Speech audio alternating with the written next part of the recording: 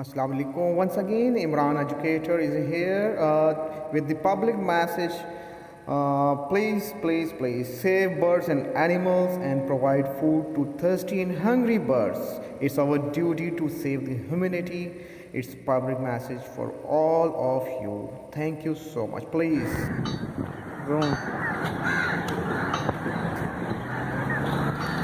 Thirsty cow.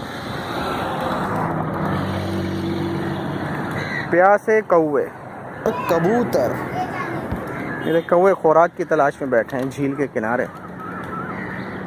कोई आए और इन्हें कोई खुराक दे।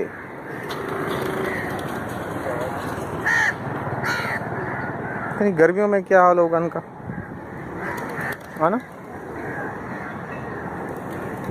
ये मेरे साथ हमजा भी हैं। हेलो हमजा, कैसे हैं आप? अल्हम्दुलिल्लाह सर, शुक्र है। ये देखें, ये हमारा AKUH का व्यू है झील का। देखो झील।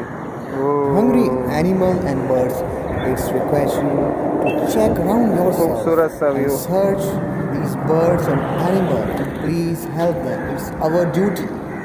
Please like and subscribe my channel with the name of Imran Educator. Thank you so much. Allah Hafiz.